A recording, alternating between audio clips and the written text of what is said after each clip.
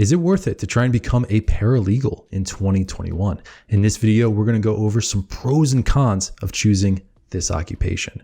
We're going to go over compensation, the jobs market, Myers-Briggs personality types, and more. But first, what is a paralegal and what do they do? Paralegals assist lawyers by investigating facts, preparing legal documents, and researching legal precedent. Often they are conducting research to support a legal proceeding or formulate a defense. Paralegals are often investigating facts from sources such as public records and internet sources. Often they're meeting with clients and other professionals to discuss details of various cases. Paralegals are often employed by law firms, but the military and the federal government, as well as state government, also employ paralegals. One of the best examples of paralegals in media would be Rachel Zane, played by Meghan Markle. To learn more about this, I recommend checking out the Coursera course, An Introduction to American Law. This course is less than $50 and it is taught by an Ivy League professor. And it goes over different areas of American law, including tort law, contract law, property, and constitutional law. Check out the link below for more details. There are multiple ways to become a paralegal. Step 1 is get a high school diploma. Step 2 is get an associate's or bachelor's degree in paralegal studies at which you can find a job. Or another path would be you get an unrelated bachelor's degree, get a paralegal certificate, and then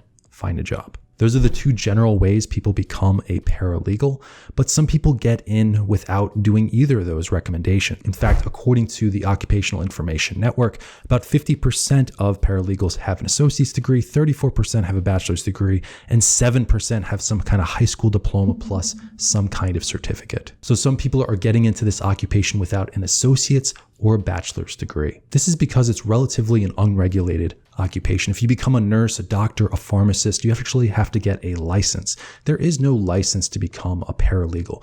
That is a requirement for getting a job. To illustrate this, I'll show you some job postings. Pretty much go to Indeed or any other job board, type in paralegal, and I'm searching within the United States.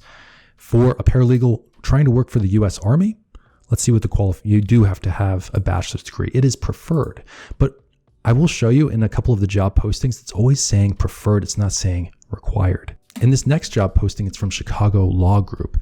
And as you can see, there's actually no requirement related to bachelor's degree, associate's degree, or any kind of certification or license. So it seems like some job postings don't really have this requirement. You might be able to get into this occupation without an associate's degree or a bachelor's degree. Although if you are going to work for the government, they're probably going to want to see some kind of bachelor's degree or associate's degree. But for some random companies, it really doesn't look like here they want a paralegal certificate preferred, but again, not required.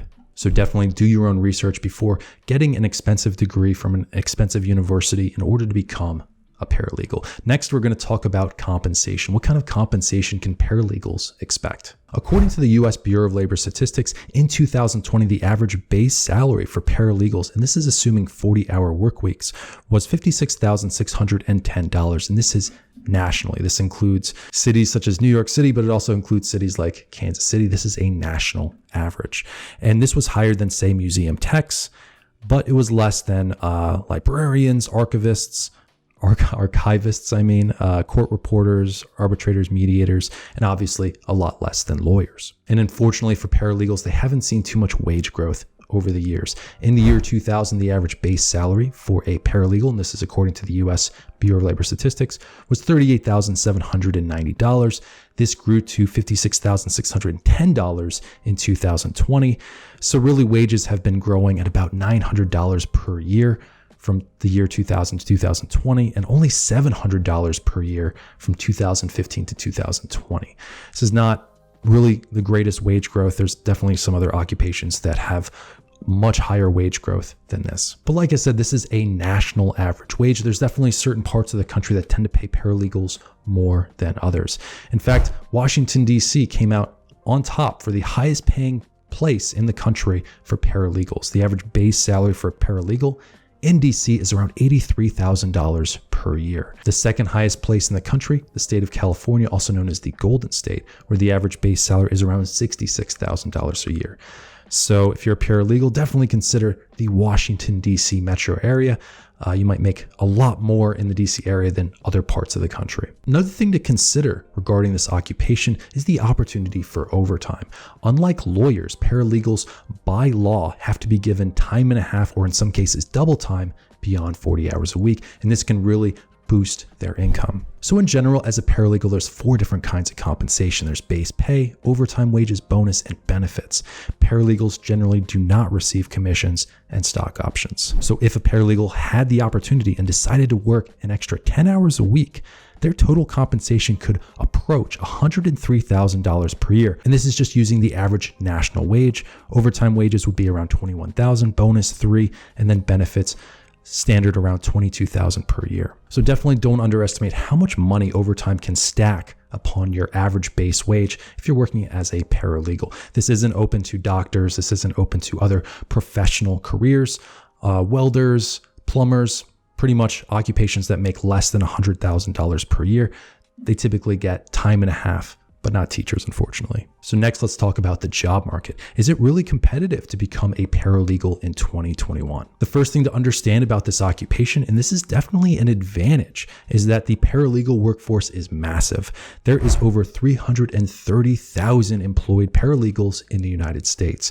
This is less than the number of employed lawyers, but this is very healthy. This means that there's going to be job opportunities in pretty much every nook and cranny all over the United States for people choosing this particular occupation. And the number of employed paralegals has been rising quite a bit over the years. In the year 2000, there was around 179,000 employed paralegals. This grew to 332,720 in 2020.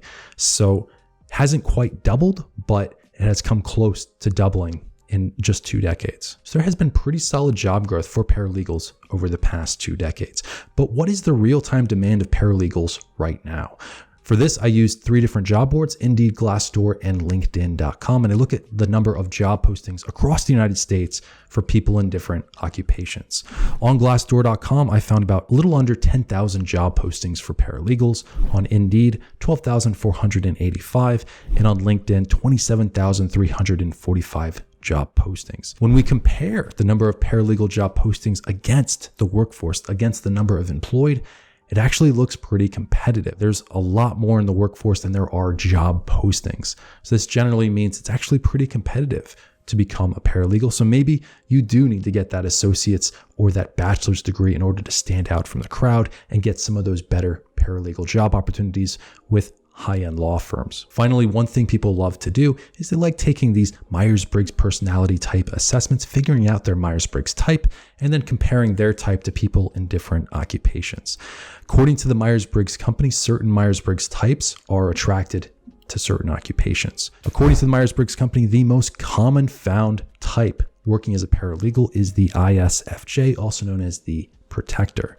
And this is followed by the caregiver, the ESFJ, the inspector, the ISTJ, and then the artist, the ISFP. Notice that many of these occupations have a preference for introversion over extroversion. So a lot of paralegals tend to be a little bit more introverted than extroverted. And also know that the 4 most commonly found Myers-Briggs types in this occupation have a preference for sensing over intuition. So as you can see, there are pros and cons to choosing to become a paralegal in 2021. This is a great occupation if you're interested in law and maybe you're uncertain about going to law school.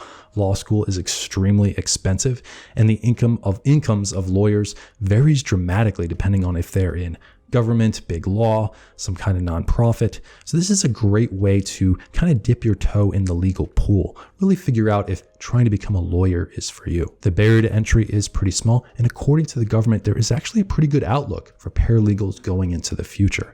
In fact, they're thinking that there's going to be a 12% increase in the number of job opportunities for paralegals over the next 10 years.